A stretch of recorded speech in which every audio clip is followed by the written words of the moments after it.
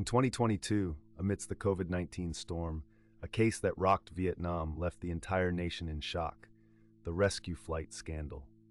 Thousands of flights bringing citizens home revealed deep-seated corruption within the government and enormous bribes. As millions of Vietnamese longed to return, behind these flights lay layers of undisclosed wrongdoing. Could this be a crucial lesson for those in power? On January 28, 2022, the Ministry of Public Security decided to initiate legal proceedings and temporarily detained Nguyen, the director of the Consular Department of the Ministry of Foreign Affairs, along with 3 of her subordinates on charges of bribery. This marked the beginning of a series of extensive investigations that aimed to illuminate acts of corruption, document forgery, and personal gain amid the crisis. It could be said that this case stemmed not only from the rescue flights, but also from a series of violations occurring within the Consular Department, the authority responsible for approving these flights. Rescue flights were not a novel concept globally, but in Vietnam, they became a focal point when, alongside their purpose of assisting citizens, massive bribes came to light.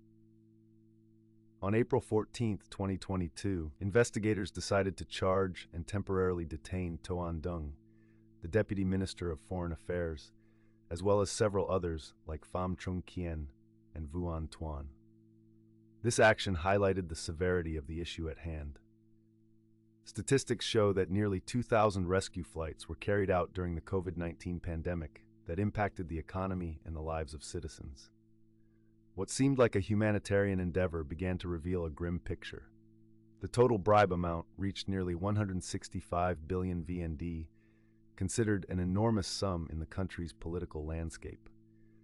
The self-serving interests of a select few in power distorted the integrity of these rescue flights, sarcastically undermining their humanitarian value.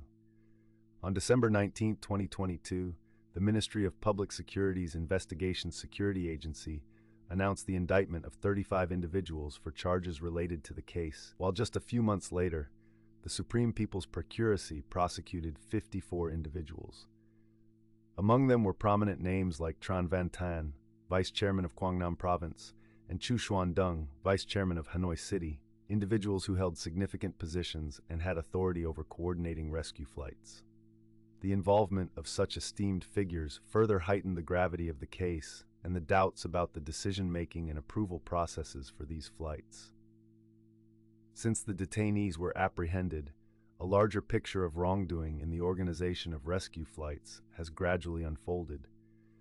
Investigators pointed out that several officials had exploited their positions for personal gain, in collaboration with various individuals and companies related to air transportation. This was not merely a straightforward case of corruption. It served as a glaring lesson in the weaknesses of governance and management within the state apparatus. Each name mentioned in the case is now well known to the public. Nguyen, Toan Dung, Pham Trung Kien, and Tran Van Tan were once pivotal in shaping policy, yet now they find themselves under investigation. This case not only impacts individuals, but also severely affects the image of the state in the eyes of the people.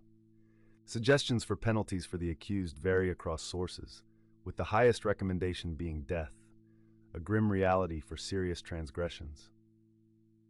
The rationale for such severe penalties may relate to the public's growing discontent with corruption over an extended period, and this could be a move by the state to restore citizens' faith in justice.